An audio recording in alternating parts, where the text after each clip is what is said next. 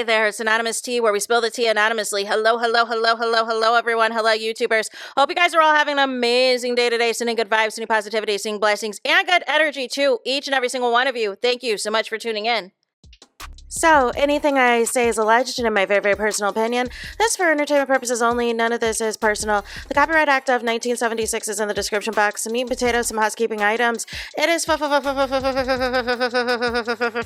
to follow me. Free to follow me on this channel, Anonymous Tea. Free to follow me on my other channel, Anonymous Tea Podcast. There is new content over there. Follow me on the Tickety Talk at Anonymous Tea Podcast. Free to follow me on the Instagram. On the Instagram, he's at Anonymous Reality Tea. Free to share everywhere. Free to like the video so it gets out to the algorithm. Free to share with your family, your friends, and your foes, and coming or going, hit the like button. So today we're talking Love Island USA, Season 7, Episode 31, and we are winding down, y'all. We are winding down with the episodes, and we got to discuss. So, we had a baby challenge today, and I just want to let y'all know, because I'm a Love Island USA historian. I believe, correct me if I'm wrong, the long-term Love Island fans, at least for the USA version, I believe we had the baby challenge Season 1, Season 2, Season 4. Please correct me if I'm wrong. I know for a fact that I did not see it in Season 5 and Season 6. And I don't recall the baby challenge in Season 3. So please correct me if I'm wrong. Love Island historians, those of y'all who are not new to this but true to this, is it Season 1, 2, and 4 for the USA version? And I know for the UK, they used to do it in the earlier seasons. I don't remember the last time that the UK do it. That's a whole nother conversation. But for USA, I'm like 99.9% sure 1, 2, and 4, because I know for a fact they did it Justine's season, right? And it was fun. It was a lot of fun, you guys.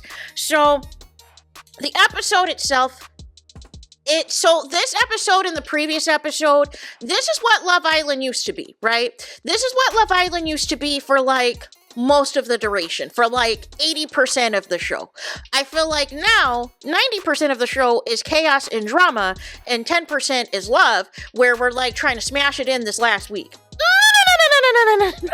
No. So y'all, we pick up after, I believe this is after, still we're post recoupling, extravaganza. We've got, Amaya, she's finally coupled up with Brian. They're happy, they're smooching. She's still pulling him in for kisses though. She is still pulling in this man for kisses, and I don't know, I kind of feel a way about it. But nonetheless, y'all are Team Brian, and y'all think that he's in it for real. But I just feel, I just want Amaya to let the dude come to her, right? Just let the guy initiate some stuff with you, right? So then we get a debrief finally with, I wanted it first with Shelly and Alandria, because those are the actual besties of the villa. However, we had a conversation with Alandria and Huda. And Huda is like really hardcore, like, listen, looky here, like everybody in the villa has seen Nick Alandria from the start. I'm so happy for you. Like, how are you feeling? Like, what's the tea? Da. And so for me, my initial thought on this is, I mean, to the Nick Alandria fans, y'all have been calling this since the beginning. Y'all have been calling out since, Nick was the one who was always taking the initiative in these challenges to select Alandria to kiss. And as we know, the infamous blindfold challenge, where he was the one that walked up to Alandria to kiss. I don't know if he told her yet, or if that's come up in conversation yet, that he is the one that had selected her, right? And so then we got the guys, they're like making, I don't know what they're making. They're making like some eggs, some ham, some cheese. I don't know. They're making all types of stuff. We have the widows, Pepe and Iris having a chat. Don't really care about them because I'm just not taking what they're putting out seriously. Then, Shelly and Alandria have like a mini chat in the girls' room where Shelly is trying to get some tea on Alandria and Nick. She's like, are you happy? Are you feeling him? Like what is tea? What is going down, right? And so then they were kind of interrupted because then the guys decided they wanted to have a pillow fight. And so Shelly and Alandria had this look like we are just dealing with some young dudes out here, some young childish dudes out here, like make it stop, right? So then they were playing in the room. The guys they were playing Pass the Condom, you guys. That is correct. Pass the Condom, because they feel that some people have been smooching in these beds and some things might be getting to some other levels, right? And Nick had called Sierra, won't say her name, but called her a distraction, y'all. And I want to make this comment, you guys, because I saw people online that are up here talking about, oh, you know, how can Alandria betray Nick and da-da-da-da-da, she's not a girl's girl. Well, technically, Sierra betrayed Alandria by that logic, by standing behind Taylor, by voting to keep, you know, Alandria's biggest op still in the villa. I understand he has a strong connection with Clark, but if you were really Alandria's bestie, you would not want him in the villa. Like make it make sense. So the other piece, too, is people are holding on to the fact that Nick and Sierra had sex multiple times, so that should mean that, you know, that should be some sense of loyalty. And I'm confused, because as many of y'all that try to look for relationship advice, some of y'all look for love in the wrong places, I think we're all adults here that we can say that if somebody is not committed to you and somebody is not a priority to you and you're just having sex with them willy-nilly, even though you're quote-unquote closed off, you're not boyfriend and girlfriend, you just mean you're closed off, you're not going to talk to nobody else in the villa as long as you're in a couple in this villa. But I never got the vibe that Nick was ever all in on Sierra. But nonetheless, he was going to continue to have sex with her as long as, I mean, like, are we going to do this, you guys? Are we going to do this? Are we going to do this? Are y'all going to pick and choose when y'all want to be the moral police or not see the situation for what it was? Which was, Nick was, Nicolas was, you know, what was doing what he was going to do. He was going to do what he was going to do, and even while they were having sex, he was still talking to other bombshells. So let's talk about it, right? This was even before they closed off. They were having sex, and Nick was telling Sierra before Casa Amor, you know, I still want to explore other connections. I want to be Dora the Explorer. No.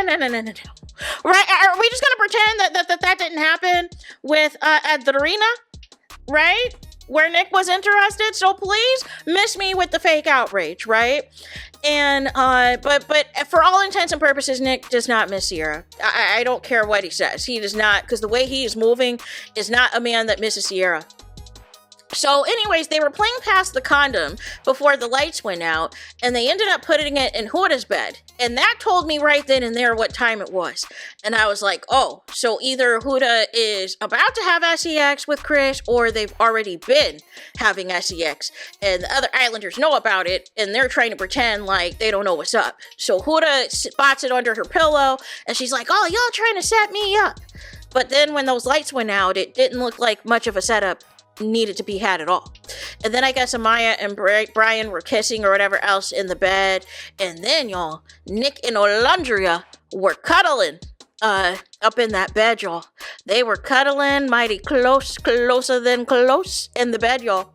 So there was that. So in the middle of the night, y'all, production came in and did their big one. They were like, let's have a baby challenge. A part of me feels like they brought this back because they know that Huda was a mom and they wanted to get some Huda sound bites. They wanted to get some Huda coverage because they know that what her and Chris have is just really just more of a lust thing, but they're not really extracting much content in terms of there being something towards a relationship or something towards something genuine there. So I felt like they dropped this baby challenge. They're like, let's resurrect the baby challenge, right? And, you know, but I was happy for it. I was happy because I missed the baby challenge. I just think it's a random season to do it because these are like the couples that are least committed of all time. As far as all of the Love Island USA seasons go, you have at least for sure, at least 2 or 3 of the couples that are pretty locked in, that are pretty solid, that have been together for a while. This season, it's an absolute dumpster fire. We are really down to one couple who has really been together the longest, which is embarrassing. And, and y'all still playing in everybody's faces, right? So the babies wake the Islanders up, and they see these bassinets, y'all, full of doll babies, and they are freaking out. It's given y'all haven't watched this show like that. It's given y'all only saw season 6, so y'all had no clue what to do about this baby challenge, and thought that they just sprung this up on you to trigger Huda and her PTSD because she's got a daughter at home. No. Again, Love Island USA historian, Love Island historian for UK and Australia. Baby challenge is not new to this. It is true to this. It is just that y'all haven't seen it for a couple of seasons. And that's okay to bring it back now. So it was lighthearted. It was fun. I think the producers run like their own type of simulation of when the babies cry, when the babies need to poop, or when the babies need to do this or do that. And I feel like they play games with like who they want the babies to cry for more than others. I was laughing because I think it was Nick and Alandria. They misnamed the baby. Originally, they thought they had a girl and named her Hilton. And then they had to switch up when they realized it was a boy and had to change the name to Marcel. No. Ace and Shelly had twins, y'all, and they were so cute. Ace had, he had the pacifier in his mouth the whole time, y'all. He was trying to really take this seriously, and it was really cute to, like, watch them in action. And then everybody, all of the babies, y'all, Ace and Shelly's twins, Taylor's kid, and Nick and Alandria's kid, they all had do-rags on and bonnets and everything else, because they're like, we got to protect the head. We got to protect the baby's head. And I actually enjoyed Taylor this episode because he was going in because Iris and Pepe also had twins, y'all. And why did they name them? Didn't they name them Lewis and Clark? Or like Peter, as in Peter Parker, I think, and Lewis or whatever else. Like, I don't know. But nonetheless, I think it was, they were given Superman reference. But the whole point of it was when Pepe and Iris were making breakfast, why was the babies next to the stove, y'all? Why was the children next to the stove? Like, make it make sense. Like one move and either they fall on the floor or they fall into the hot stove. Like, what are we doing out here? What are we doing? So then, you guys, we had Taylor and Clark was interesting because Clark did nothing with his baby at all day. Taylor was doing all the work, but he kept saying, and this is how you know Taylor is like really into Clark, because he's like, yeah, you know, she's such a great mom. She's such an amazing mom. And I saw zero interaction with Clark and this baby today. Like, zero interaction. I'm like, Clark, did you even see the baby? Did you even touch the baby? Did you hold the baby? Did you do anything? No. Absolutely not. So they're having a conversation with Iris and Pepe. Taylor's, talking about how many kids he wants. He's still talking about this country life. I don't think Clark is featuring it, y'all. Clark wants to be a wag. She wants to live in a nice house, a nice little big old mansion in Beverly Hills. She wants to shop on Rodeo Drive. She wants the soft life. She wants to live in luxury. She is bougie. She does not want to be out in the farm in Oklahoma somewhere, shoveling up the horse doo-doo and, getting everything together in the barn. She wants no parts of that life, y'all. However, she is doing a good job of just putting on her brave face and pretending to smile through it all as, this show comes to an end, right? Comes to a close or whatever. So, none of the less, there is not really a challenge per se today. However, what happens is, there are some conversations that are had, right? So Nicolas has a conversation with Ace, and they have like strollers, they have baby harnesses and all of this and all of that. And Nick is telling Ace that he is feeling flutters all over his body, and that Alandria backed up the badonka-donk up on him in the bed the night before. And I was like, oh, and he was like, it was like, if you keep doing this, if you keep, giving this type of energy, like something's about to go down. And I was like, oh. And so then Ace is like, my daughter can't hear this. My son can hear this, but my daughter can't hear this, so we need to turn the stroller. No, Ace, no children needs to be hearing this. Well, what are we doing? What is he talking about, right? And so then Nick and Alandria had this wild conversation where Nick out of the blue is asking if Alandria would be a single mom. So I know that is going to have people in a tizzy, y'all. I know it's going to have people in a tizzy. It's going to be out of context, out of order, and out of sorts. However, overall, they had a decent conversation about their parenting styles. They liked the energy that both of them were giving off and everything else with this challenge. So normally in past seasons, what happens is at some point during the day, the girls will get a text message and they'll be like, hey, you know, your moms, let's enjoy a spa day. Sometimes they'll send them over to Casa Amor. Sometimes they'll send them over somewhere else, like a mani-pedi spot or whatever else, where the girls, they're getting massages, they're getting their nails done, they're getting their feet done, and then they'll have brunch, right? They'll have brunch, they'll have mimosas, they'll have all of these things. This year, I think they spent the whole budget on Meg Thee Stallion. I think the entire budget went to Meg Thee Stallion for her appearance on the show, because this year they were like, so girls, come upstairs and, at the balcony area, and we set up a little makeshift brunch for you, right? With some croissants, with some apple juice, with some orange juice, and some all these things, right? And so y'all could just have a little brunch session up there. And I was like, if you do not stop it, y'all are in Fiji and y'all couldn't afford to take these islanders somewhere else. Like if y'all gonna do the baby challenge, can we do it right? Can we do the entire day correctly? Like what are we doing? So the men are feeling a certain type of way because they're like, well, why should they have all the fun? And what about us? What about us? We're men. We're dads. And da-da-da-da-da. And I was like, but y'all not real dads. But anyways, so they decide to have like a daddy relay race of sorts. Ace thinks that Brian cheated and everything else because they had like an obstacle course. They were supposed to do like leg lunges. They were supposed to like push the babies in the strollers like around some lap somewhere. And then they had a station where they're supposed to change the baby's clothes and stuff and change their diapers. And then it got weird because Huda started like yelling at Chris, like, why are you putting them on that color? Why are you doing this? Why are you doing that? And Chris was like, shut up. And Huda got like really pissed off. Like, and these are the examples, you guys, of why Huda needs to be removed from this villa. Because a lighthearted challenge should not have you crashing out like this and not having you taking it seriously over a doll baby. Like, what are we doing? Like, what are we doing that you are taking this so seriously? Everybody else is having a lighthearted fun, but you literally drain the energy out of the villa and it is exhausting.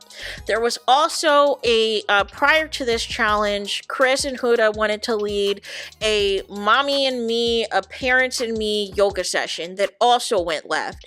Basically all the couples with the babies were doing different yoga poses and having different points in time where they have to like pretend to pick up the baby and stuff. And I guess Chris asked a question about everybody and somehow skipped over Huda, and Huda gets in her feelings about it and she's like, so just screw me, just F me and da-da-da-da. And I'm just like, and when that happened, I immediately said to myself, Huda and Chris had sex. Huda and Chris had sex because I was having a flashback from when Jeremiah was there. And y'all are arguing over some pancakes, some undercooked pancakes. Y'all are arguing over bombshells. Y'all are arguing over every little thing. And I'm like, yeah, you're doing this because you feel the moment that once you have sex with somebody and you feel attached to them now, you feel that you can control every single aspect and every component of your connection. And the littlest of things is going to set you off. The littlest of things is going to make you mad. And I'm like, I just don't see how this is supposed to end well, right? So then towards the end of the day, there's a text message that comes through about who won the baby challenge, right? And who passed and who failed.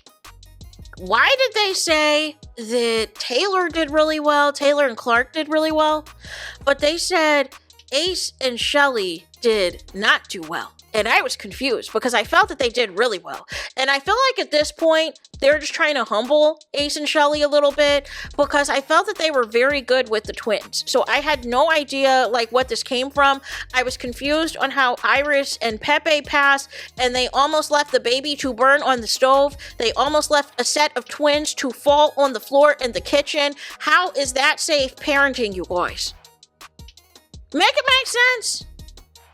And I think Brian and Amaya also passed too, and Amaya like ran away from the kid. What is the criteria that y'all are trying to, evaluate on who wins these challenges? Because I feel like sometimes it's just bogus. It is absolutely bogus. So nonetheless, before they have to return the kids, and I think the kids maybe have to go over to Casa Amor afterwards for a play date, but they decide to all take pictures in the photo booth and take family photos. And then it got weird too, because Huda got mad at Chris because she wanted to take a picture with the baby by herself first, and then he could come in after the fact. And I was like, yeah, they had sex. They had sex, and there is no growth, there is no change with Huda. Huda is the same person she always was. The only difference now is since production has decided to keep her in the villa, they have edited out all of her shenanigans, and y'all fell for it. And every single time, she is all of a sudden this angel who is misunderstood when it is time to vote for favorite Islander, when it is time to vote for favorite couple. And all of a sudden, you get this negative edit of Alandria and this negative edit of Shelly every time there happens to be a vote. And then we see an episode like this where everybody is happy, everybody's in a good mood, except for Huda. Every time y'all fall for it. And when is it going to stop, is my question. So, nonetheless, everybody's getting ready for the evening. Everybody's getting ready for nighttime and everything else. They got on their best. Shelly looks so incredible, y'all. She had on this pink number that was just to die for, and this matching little flower in her hair. And I was like, she is serving. She is like a doll, you guys. And so everybody, they do their usual thing where the guys wait for the girls to come down the stairs and they have their toast and all of that. And then everybody pulls each other for conversations. So, we have, Shelly and Alandria, they have a conversation that goes really well where Shelly's like, you're my bestie. Give me the tea on you and Nicolas. Like, what is good? What is tea? Are you feeling this? Are you featuring this? Like, where do you see this going? And so, she is, Alandria's really excited. She says she's been attracted to Nick. She's been feeling Nick and all this and that. Feels like this was fate since the beginning and all this and that. So Shelly is like really happy for Alandria, right? Then we have a conversation with Nick and Ace. Ace is like the biggest Nick Alandria shipper. I think he's got you Nick Alandria shippers online. I think he's got y'all beat. I think he is, the founding member. He is the CEO. He is running the whole show. He is running the whole Nick Alandria. Maybe he knew this from the start, right? And maybe he kept it a secret because Nick was his A1 day one. Because, they walked in together and Shelly and Alandria walked in together. So maybe he kept Nick's secret out of respect for Taylor. It is the vibe that I'm getting, right? Because Ace is just cheesing, right? Because if he was a game player, the smart move would be to get Nick and Alandria out of here, right? But that's why I didn't buy the game player allegations. I think for Ace, I just think he sees through certain people and certain connections, and it may not come out the right way, but the way that he is championing so hard for Nick and Alandria is telling me that there have been signs, there have been private conversations that they've been having, that Nick and Ace have been having about Alandria, that basically it sounds like they held themselves back out of respect for Taylor and Sierra this entire time, and now they can finally explore it, right? Is the vibe that I'm getting. Then we get a scene with the widows, with Iris and Pepe, and I'm just not buying what they're selling, but I think they realize it's the last week, so they've got to convince the people that, they're quote-unquote moving on. So they start kissing in the daybed and everything else. Shelly then tells Alandria that I need your help. Ace has been doing so much for me. I did plan that breakfast picnic date the other day to try to smooth things over when we were having our issues, but now I want to do something else. I want to plan a s'more date by the fire pit with Ace, and it was giving circa season 2. It was giving circa Caleb and Justine vibes a little bit there. And so nonetheless, they're, at the kitchen trying to get the graham crackers, the marshmallows, and the chocolate together and get the nice little setup and get everything ready to go. And so then, Shelly pulls Ace for a chat, and Ace is like, what the welly? What the Shelly? What the Shelly-ance? Like, you never pull me for a chat. Like, what is this? What did I do to deserve this? And so he, once they get closer to the fire pit, he sees the setup for the s'mores, and Ace is delighted. Ace is over the moon. Ace is so happy that Shelly did this gesture for him, and he is just beside himself, you guys. And I loved it. I thought it was such a cute moment. I was kicking my feet up for them. I was so happy for them because it genuinely looked like to me, this is what Love Island is about, right? Like, y'all get caught up in the drama, y'all get caught up in the hate and the negativity, but why Love Island had lasted so many seasons and why people got hooked to this show is because we would usually see like 90% of this on the show.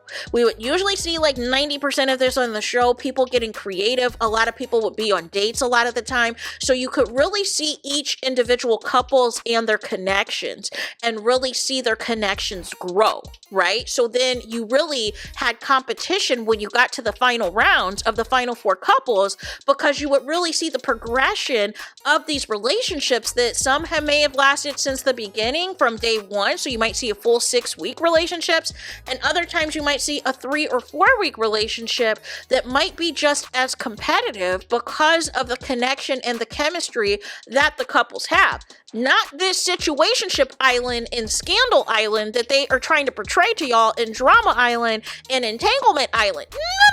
No. So I thought it was so cute.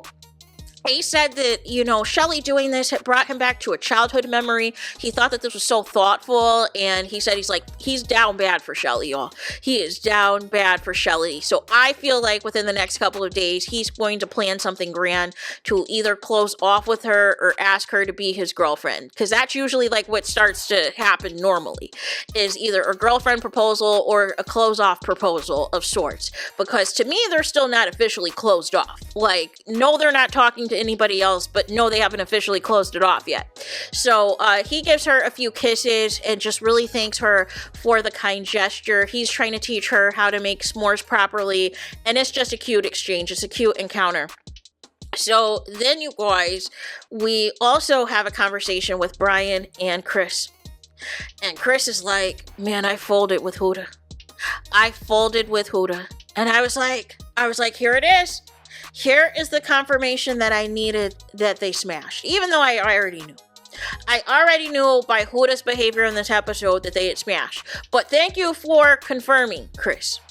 And so Chris was, saying, man, I folded, I didn't want to tell the rest of the fellas. They already know, Chris, so you don't have to say anything. That's why they were putting condoms on y'all pillow. They already knew what time it was. They're not stupid. They have eyes everywhere in that villa. So, and then Brian made some comment like, I wouldn't have folded. I would have, keep trying to reject that as many times as possible. And I was like, really? I was like, interesting. I still don't see whatever this is with Chris and Huda lasting beyond the show for that long, other than if Chris is really going to be locked in on needing a place to stay and staying at the spare bedroom at Huda's place and eating fruit snacks with Huda's kid. Like that's the only extent if I see this going anywhere. Otherwise, Chris is going back to live with his parents and everything else. Because I don't know. Because he tried to downplay even their argument earlier, talking about we had a little hiccup. It was not no little hiccup, right? No little hiccup at all, but you're not going to make a big deal of it because it's the end of the show. There's only a few episodes left. The finale is on Sunday, so you're not going to do much to rock the boat, right? But for me, it's like, I feel like with Huda, I feel like anytime, and I feel like Sierra was like this too. Anytime there was signs that you might be losing the dude or whatever else, your response is to answer with physicality, is to answer with sex, right? And to smooth over red flag conversations where you feel that they're kind of pulling apart and pulling away from you, you try to, weaponize sex, and then after the fact, try to control how they act and behave in the villa after that. And if you feel that they're not giving you that attention that you want, you crash out and you start to cuss them out and you start to have an attitude and do all of this and do all of that. And this is why I'm saying it drains everything out of the villa. But thank goodness the villa is not consumed anymore about Huda's drama, because they're all in on the Nicolandria sweepstakes, right? So they don't have time for Huda and Chris's shenanigans, right? So then there was a scene that I wish we got to see a little bit more. And that was, it looked like to be a little double date with Alandria and Nicolas at the fire pit with Shelly and Ace. And I was like, can y'all give us this scene? I'm more entertained and interested in this scene than any other foolishness that's going in the villa. I feel like at this point for the rest of the week, just feed me Shelly and Ace and Nick and Alandria. I don't need to see anybody else on the show. I don't need to see anybody else on the show. I don't need to see Pepe and Iris to pretend to be interested in each other now and try to amp things up in the bedroom to really try to sell it to the people. No. Y'all are widows. Y'all are widows. Y'all are lonely. Y'all miss y'all spouses that are on the outside, y'all. So I just want that same energy. So then the episode concludes with there being a text that somebody can go to the Hideaway. And I thought usually the couple who's been together the longest or the couple that has the strongest connection usually goes to the Hideaway. But then when Nicolas and Alandria and Huda is shouting for Amaya and Brian to go, I was like, oh. And it was like, so I guess we're just not going to be doing that. Because I personally wanted to see Shelly and Ace up in that Hideaway. But maybe they decided, you know what? We have a strong connection. We're not going to do any hanky-panky up in this villa. And even if we do go to the Hideaway, like nothing's going to go down. Let's give it to somebody else who's going to make use of the Hideaway. Or maybe they were thinking since Amaya was voted America's favorite for a lot of the things, let's just give it to Amaya. Maybe she'll make it spicy. Maybe she'll make it entertaining. And we'll go from there, right? So Amaya gets ready, Brian gets ready, and everything else. The girls come up with a song called Eat the Kitty in the Hideaway. Not Eat the Kitty in the Hideaway. What's wrong with y'all? What is wrong with y'all? So Amaya comes out in this pink number and everything else, and then as they are walking to the Hideaway, the girls are chanting the Eat the Kitty in the Hideaway. And I was like, OMG, right? And so then I found it interesting because the way that the Islanders were waiting for Amaya and Brian to walk towards the Hideaway, Shelly was first and she was in front of Chris, and then Ace was like on top, like dancing and stomping. So I found that interesting. It was a little interesting in terms of like who was like sitting by each other and who was like linked up together at that point in time. But nonetheless, we did not get any Hideaway footage this episode. I guess they're going to be saving it for tomorrow's episode, and I have no clue why, right? So some of the steamiest Hideaways that I remember from USA, Love Island USA Season 3, Josh and Shannon had a very steamy Hideaway sesh. And then you guys, I believe it is Season 4 of Love Island Australia, where it is Nate, and I cannot think of the girl's name. They're still together. It's escaping me. But when I tell you the bed was rocking, y'all, the bed was rocking. You were hearing all types of moans. That was probably like the steamiest Hideaway I have seen across all franchises, whether it is UK, USA. I would say Shannon and Josh are like a close second.